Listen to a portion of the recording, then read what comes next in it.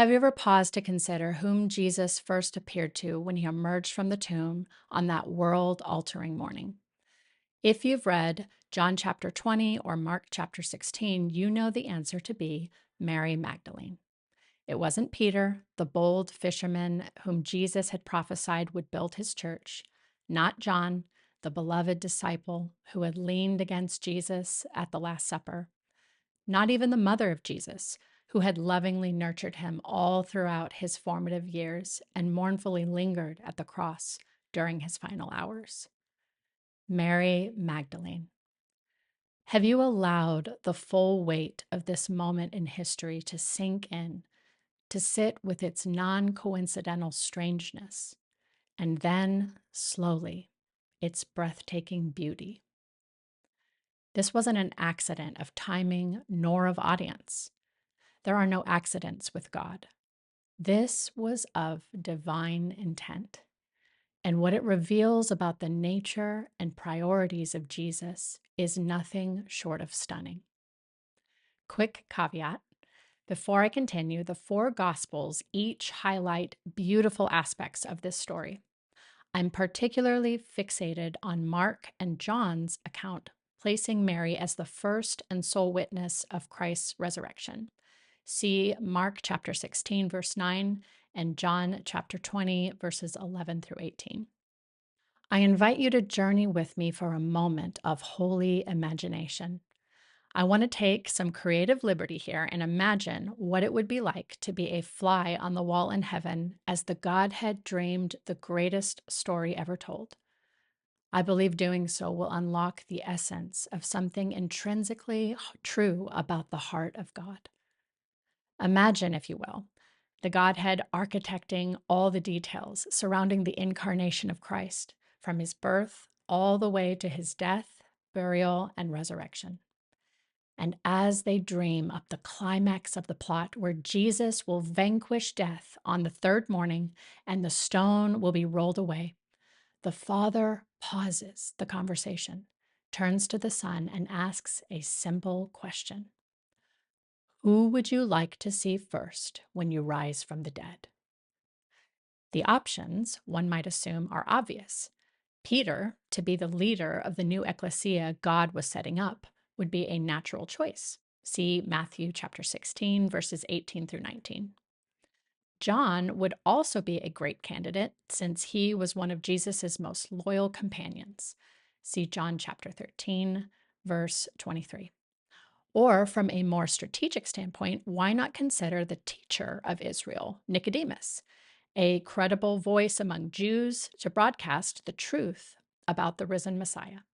See John chapter 3, verses 1 through 21. And undoubtedly, there's so many other stellar choices for such a historic moment. But Jesus doesn't hesitate.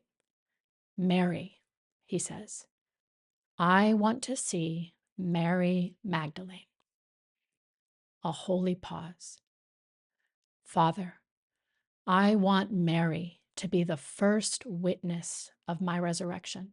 I want her face to be on record as the premier token of why I endured all of this, that the world would know that I came for people just like her, those drowning in darkness, oppressed, marginalized, and without hope. I rescued her and gave her a new life.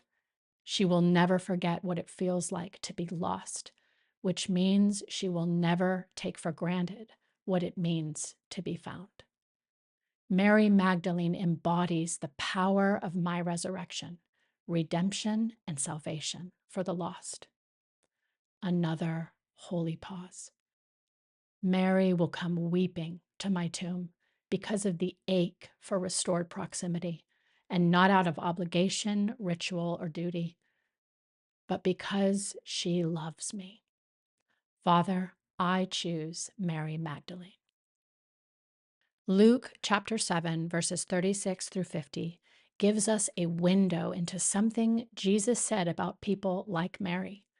When a sinful woman wept at his feet as she anointed them with ointment, the religious onlookers recoiled. Jesus turned to them and said, Whoever has been forgiven little loves little, but whoever has been forgiven much loves much. Mary Magdalene, like this sinful woman, was one who loved much because she knew with every fiber of her being how much she had been forgiven. This is not a peripheral detail. It is the entire architecture of the gospel compressed into a single moment.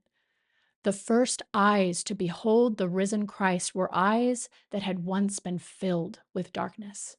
The first voice to carry the news of the resurrection, "I have seen the Lord," belonged to a woman who, not long before, had been defined by her bondage rather than her belovedness. God didn't half heartedly improvise this detail, He arranged it, He chose it. There is something profoundly defiant happening here.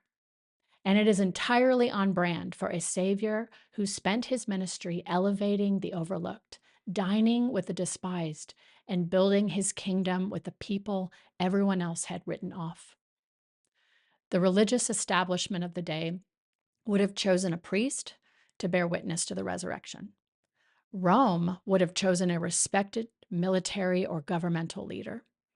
History, if left to human instincts, would have chosen someone with credentials, clout, or social impact. God chose Mary. As we approach Resurrection Sunday, this story is not merely a historical footnote. It is a mirror, and it is being held up for each of us to look into. Jesus suffered, died, and was buried, and rose again for the Marys of this world, for the ones carrying wounds not easily forgotten, for the ones who know what it is to be in the grip of something they could not free themselves from, for the ones who have made a wreck of something beautiful and wonder if the damage is permanent, for the ones sitting in the back of the church or not in church at all, quietly convinced that grace is for other people, better people, cleaner people, people whose stories are less complicated than theirs.